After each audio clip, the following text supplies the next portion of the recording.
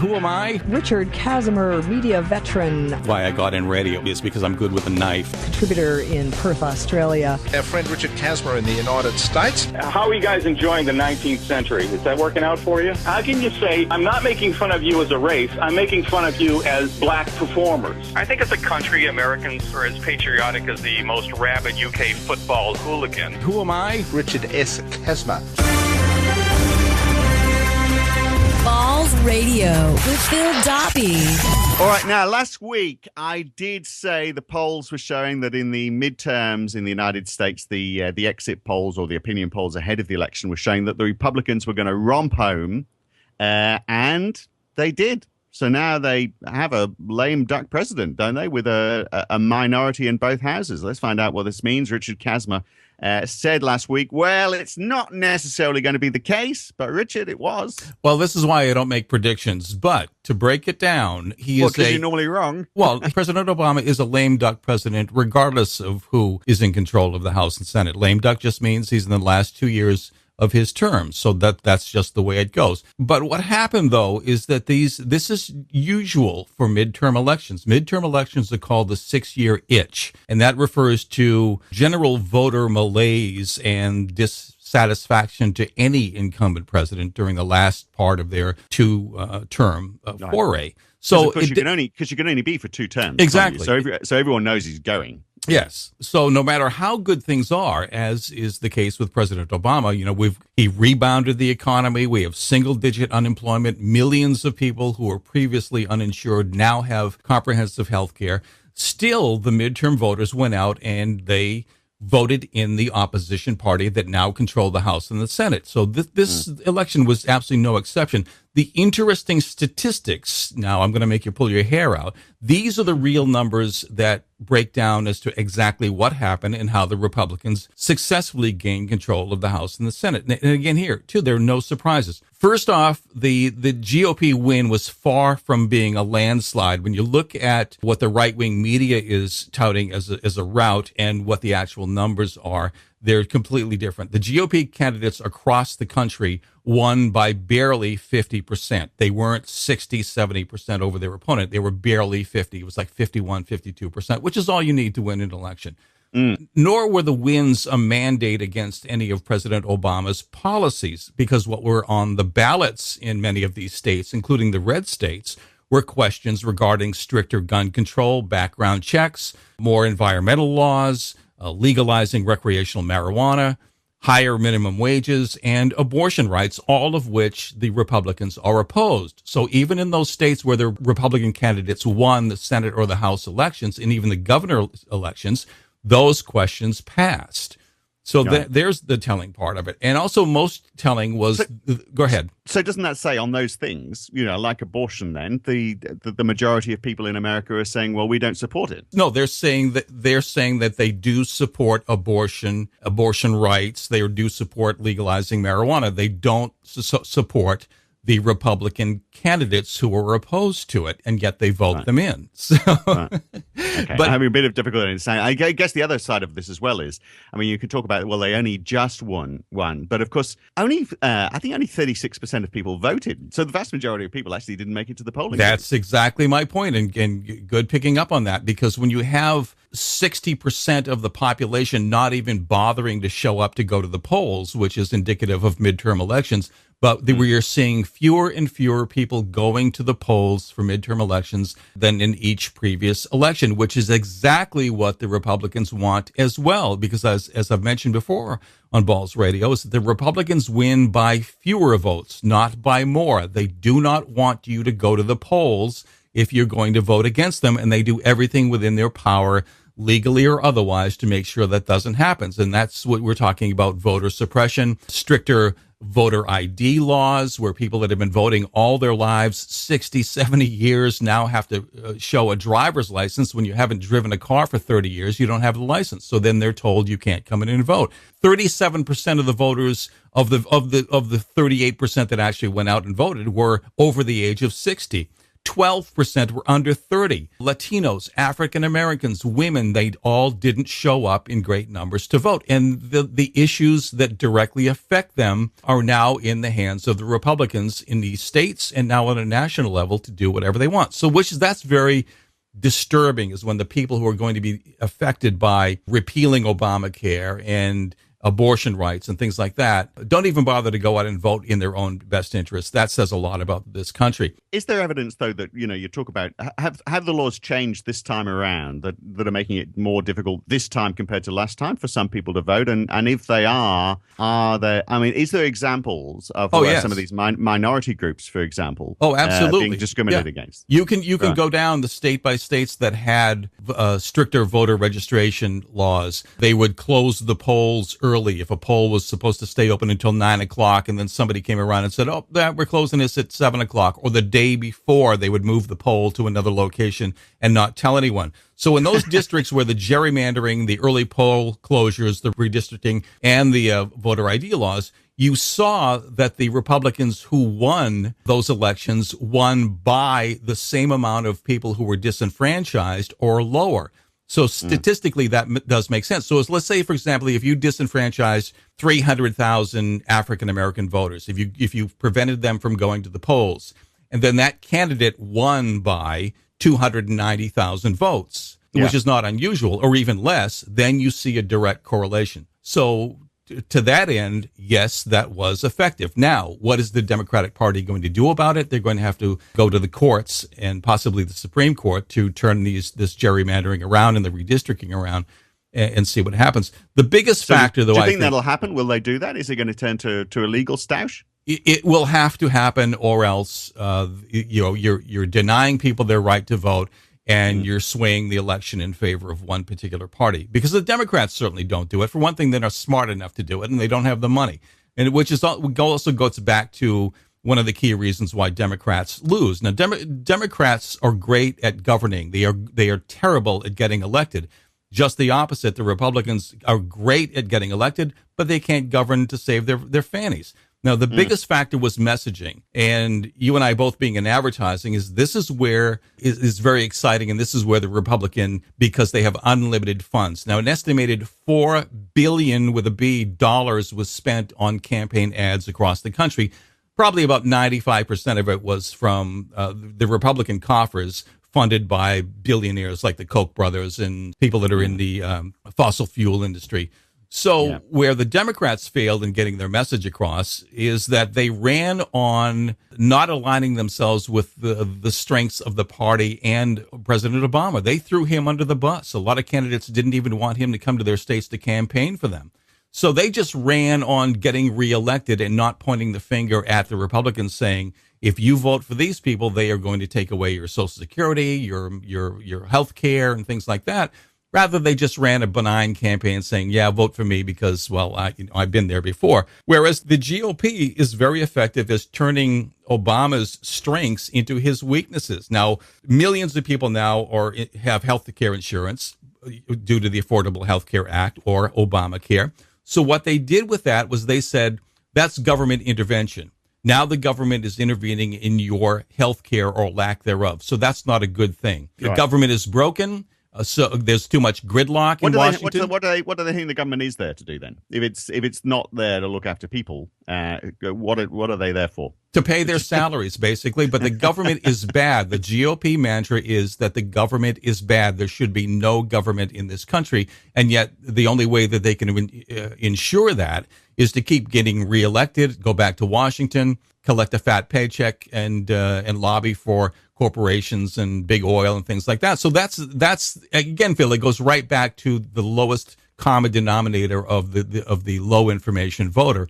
And again, that's how the GOP wins, is they tell people this is bad, Washington is bad, send me to Washington time and time again, because these people have no term limits. They can stay in the House and Senate for their entire careers, 20, 30 years. And so isn't it going to be a bad 2 years in or not bad, just a boring 2 years in American politics then? Because the president is not going to be able to do anything. He's not going to be able to pass anything that the Republicans obviously don't agree with, which is going to be almost everything. There's just going to be 2 years of inactivity, isn't there? But it works the other way, because the president has the veto pen. So anything that the Republicans want to pass as president, he can veto it. Whether or not the Republicans have the power to override his veto is anyone's guess. But no, what you'll see is 2 more years of absolute gridlock. He's going to take executive action where he sees fit and pass things as is his want and as is his right as president to do it without them. If that includes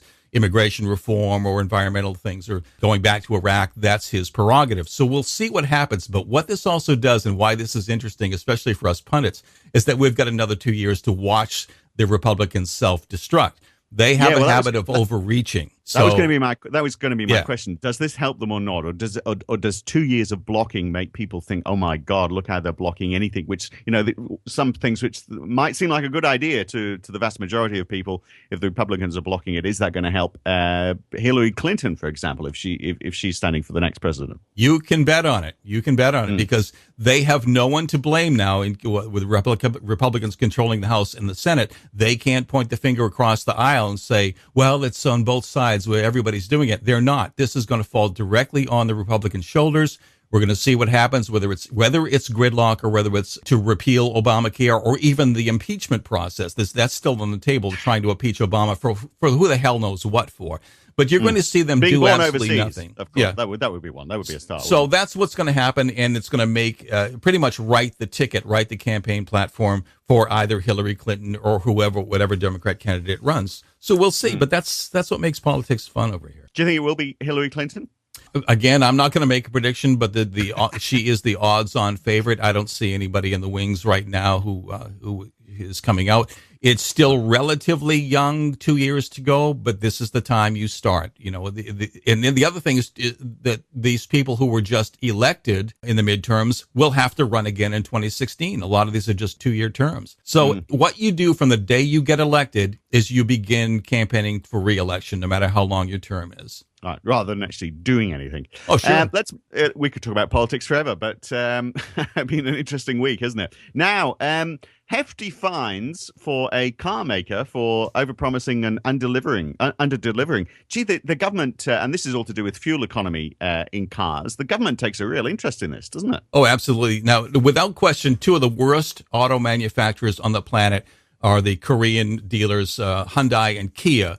And they got a good lesson in truth in advertising. They were slapped with a combined fine of $100 million in civil penalty fines. They were padding their car mileage per gallon figures on the stickers that you see on the lots. Now, the Justice Department and the Environmental Protection Agency both cited the automakers with violating this brand new rule that Obama has imposed that limits this heat-trapping gas that cars are allowed to release, and then that also affects the gas mileage, how many miles per gallon you get. So Kia and Hyundai, they're both owned by Hyundai. It's basically the same car, but just with 2 different names on it. They were caught posting higher miles per gallon and lower emissions ratings on the vehicles. Now, the Hyundai is this perpetually dysfunctional company. They're constantly pleading bankruptcy and everything else. They said that they didn't do anything wrong. They pointed it to this lost in translation thing. They thought that the EPA testing rules were too stringent and they didn't understand them. But they immediately shelled out the $100 million to prevent the 2 departments from further investigating them. So it's like saying, I'm innocent. Oh, yeah, by the way, here's your money. Here's the money because it's actually worse than you think it is. Yeah. Wow. Well, what happens is that the automakers over here, they do their own testing based on the EPA guidelines. But how Hyundai and Kia got caught was that the EPA also audits randomly, or not so randomly in the case with Hyundai.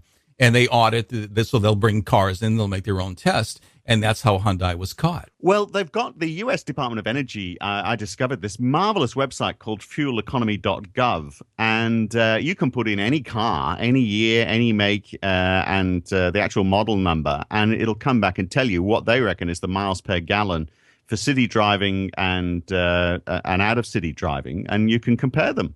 Incredible. Yeah. So that's this is like the government is actually interested in people conserving energy. Who'd have thought that? Well, we have been for a long time, and this goes back to that wonderful Clean Air Act that was enacted some years ago. So this falls into that where the government certainly makes money out of it. It's truth in advertising. It benefits the consumer. It benefits the environment as well. But, this isn't limited to just Hyundai and the low-scale automakers. A couple of weeks ago, the EPA instructed BMW to cut their mileage estimates, and for the Mini Cooper versions they have, and also Ford and Mercedes-Benz were also slapped with some slapping to cut their numbers, too. I went through my midlife crisis car, which I've possibly had early because my midlife crisis hit at 40, clearly, because I bought myself a Mercedes SLK 230, one of those two-seater sports cars with the convertible, but with a hard roof. And that was doing 18 miles per gallon, according to fueleconomy.gov. But now the newly reinvented Phil Dobbie, the family man, remarried family man driving a Prius, I've gone from 18 miles per gallon to 51 miles per gallon. So I'm doing my bit for the planet, I think. I am proud of you. I was going to work the other day, and I was behind a Tesla. We talked about Tesla a couple of weeks ago. And this guy had New Hampshire plates on it, which was a neighboring state, which meant that he drove at least 50 miles to get to Boston. Man, what a car that is. That is a beautiful car. He never got home again because he couldn't find anywhere to plug it in. That's the problem. I wonder how many. Do you ever see them on the back of trucks? No. Trying to get home? No. All right. Okay. Well, that's good.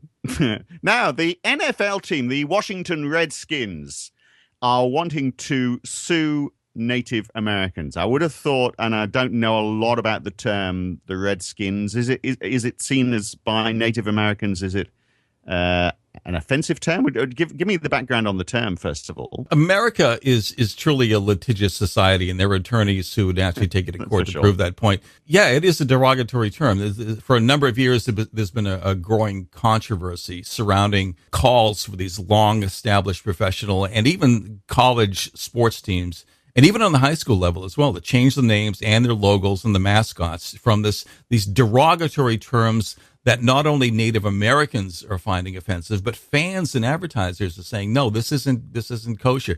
Names like the Braves, Chiefs, Indians, Warriors, Blackhawks, Tomahawks, Redmen, these are all derogatory terms that date back to the early days of America, and particularly during the Old West, when the only good Indian was a dead Indian. And, you seem like it was a simple enough request to have this team change the name to something that would appease the fan base and finally do the right thing. But no, the National Football League, Washington Redskins, they figure it makes more sense to victimize the people who are making these racist terms than actually appease them. So what the federal judge decided last week is that the franchise can legally sue 5 individuals who were led by this social worker, Amanda Blackhorse, who was a Native American. They filed a petition in 2006 against the team name, the patent, and the trademark for unauthorized use of the Redskin name. And once that legal process began, that also opened the countersuit for the NFL to sue the group for saying that they're impeding their ability to do business. So the team is contending that the Redskin name is not offensive because it wasn't offensive when they took out the trademark back in 1967. Now, of course, even back then, they never bothered to ask any Native American whether or not they felt it was offensive. So we're going to see what happens with that. A judge is expected to rule this week whether or not the team's suit has any validity to it. But it is something that's happening here in America where a lot of sports writers, sports announcers on television and radio, and even some of the networks that are broadcasting these games are not using the names of these teams. They'll just say Washington, for example. They won't say Washington Redskin. The president said a year ago, didn't he? I just looking around on the web around this story. Barack Obama talked about this a year ago. He said if he owned the team, he certainly would have changed the name. Yes, absolutely. And, and I don't mean to go all Lenny Bruce on you here, but it is important to note that no American team are using offensive names like the Boston Mix, the New Jersey Goombas, the San Francisco Coolies, the Florida Crackers, or the Texas Trailer Trash. So it's only the Native Americans that they're doing this to. So why the hell don't you just change the name? Get on with it. Texas Trailer Trash. I love it. I'd support them. Now, one of your favorite radio people has died this week. Yes, I love this guy. Now, I know that actually you can go on the website and listen to this gentleman and his brother, but we really did lose a national hero. Now, it was the radio show, it was called Car Talk, and it's on National Public Radio, which is your ABC. And we really lost one of the best. Tom Magliozzi, he died at the age of 77 from Alzheimer's disease.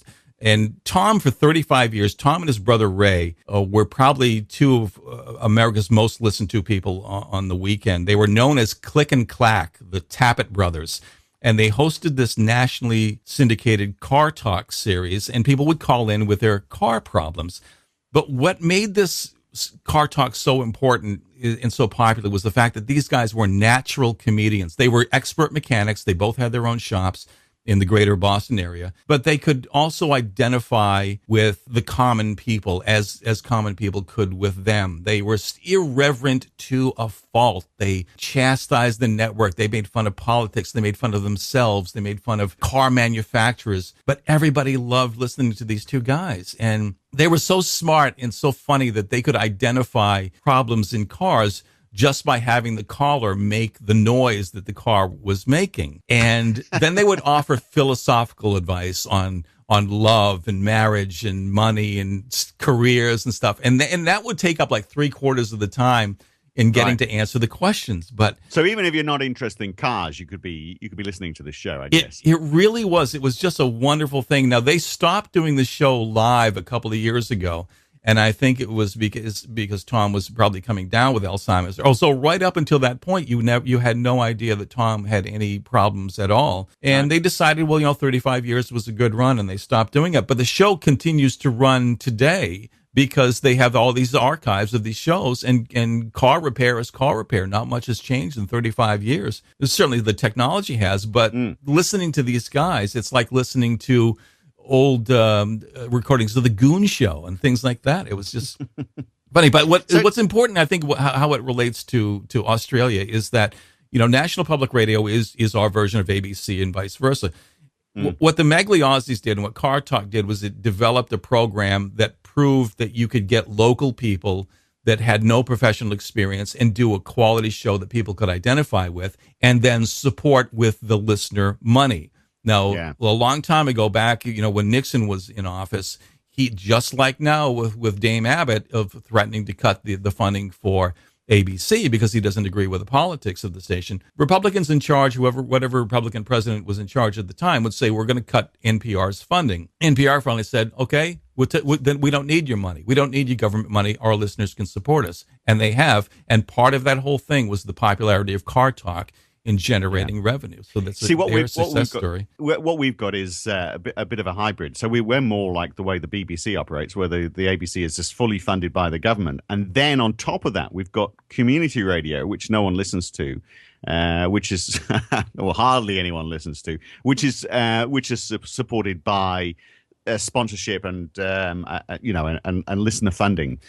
And there's a lot of them, and they're not very good, terribly, normally. And, so we've got a bit of, government funding and then a whole load of spectrum, which is used up by these appalling radio stations. What we actually do need is something like NPR. Yeah. And maybe we need a hybrid, and maybe the ABC should be partially funded by listeners, but, with a broader range of channels, perhaps. And we just certainly haven't got it right. That's for sure. Well, it's top heavy, and I think and NPR learned its lesson, and they're still cutting their own staff. Is that you cut from the top down, not from the bottom up. So if you got these people in the corporate hierarchy that are collecting a fat check and not doing anything, you've got to do it the other way. You can also jump on cartalk.com to listen to this wonderful program. And that's still out there. The archives are just rife with their material. And in honor of Tom's passing, I've refused to take my car in for some much needed service, even though the light's been on for a week. All right. Okay. and NPR does create some great shows as well. So all things considered, we get on news radio here in Australia, and that's a good current affairs show. They do good stuff on NPR, don't they? They absolutely do. Great. But of course, if you really want to know what's going on, don't worry about anybody else. Balls Radio, it's all you need. Anything we don't cover is irrelevant, basically. Richard Kazimer, good to talk to you again next week. All right, brother. Take care.